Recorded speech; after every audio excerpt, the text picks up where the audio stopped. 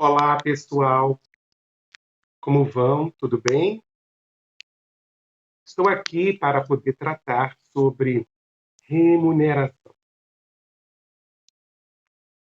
A pergunta que fica é, logo no começo, o que é remuneração? Como temos muito assunto para poder tratar e não quero deixar esse vídeo longo, então serei bem objetivo. Remuneração é um conjunto de valores que o empregador faz a esse empregado quando ele está ali laborando de forma subordinada.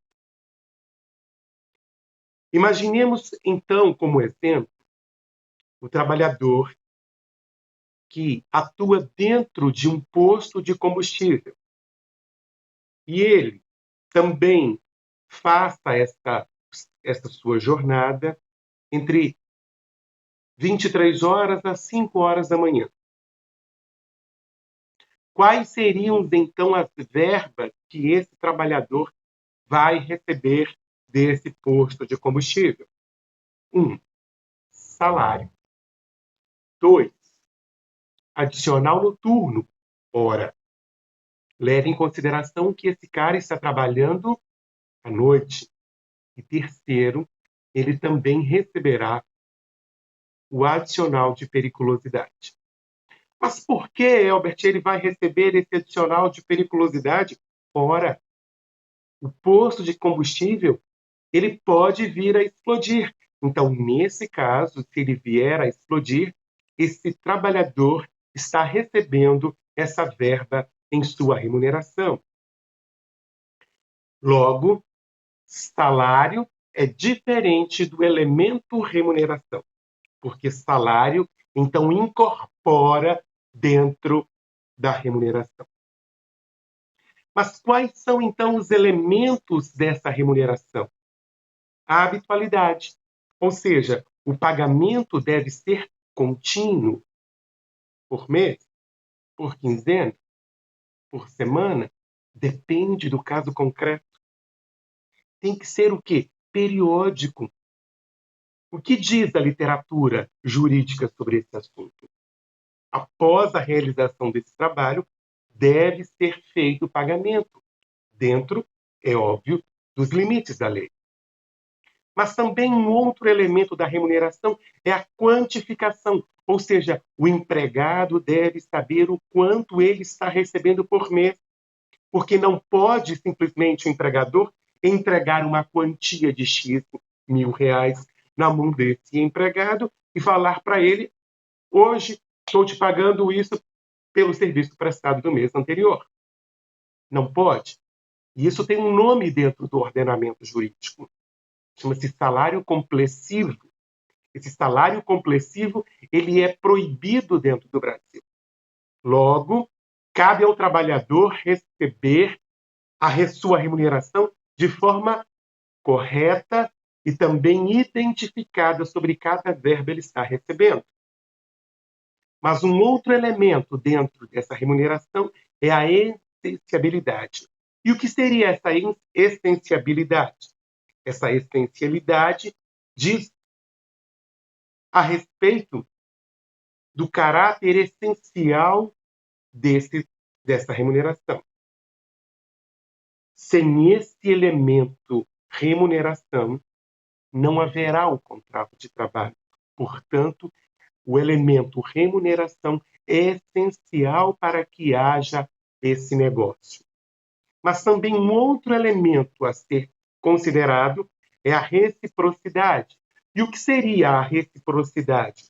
O empregador tem que pagar o salário pelos serviços prestados. Em contrapartida, o empregado deve trabalhar para receber. Mas quais são as formas da remuneração? São três, em regra geral. Fixo. O que seria uma remuneração fixa? É aquela quantia estipulada pelas partes. Vou contratar o empregado X e pagarei R$ 3.000, R$ 2.000, um salário mínimo, ou seja, uma quantia que é fixa. Mas também pode ser variável. O que seria uma classificação variável? A classificação variável pode ser conforme a produção de determinada peça, de determinada tarefa, ou até mesmo uma comissão. E, por fim, temos a classificação mista, que, ora, está dentro de um padrão fixo e também composto por um padrão variável. Imaginemos aqui um empregado que efetua venda, mas ele recebe salário mais o percentual X das suas comissões de vendas realizadas naquele mês. Dito isso, é importante termos em mente que esse salário, minha gente, e essa remuneração deve ser paga de que forma? Sempre em dinheiro. Compete ao empregado receber sempre em dinheiro, sempre na moeda corrente do seu país. Hoje, no Brasil, temos a moeda real. Logo, compete a esse empregado receber em reais. É possível que esse empregado também tenha que receber algum valor variável, professor? Sim, por exemplo, as gorjetas, as comissões, isso é algo variável. Mas também temos que pensar que existe também no ordenamento jurídico o salário-condição. E o que seria o salário-condição? O salário-condição decorre da situação adversa em que o empregado está inserido. Está lembrado do nosso frentista do posto de gasolina, que demos o exemplo logo no início? Ora, vamos encerrar esse módulo com ele também.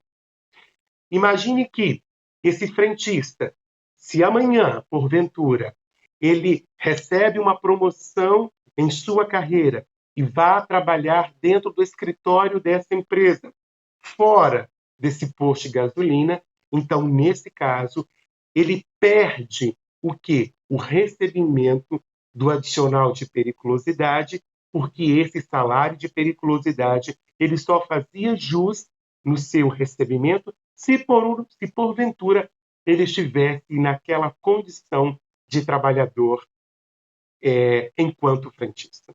Já enquanto nos trabalhos administrativos, ele não faz, porque ele está longe desse posto de combustível. Ok?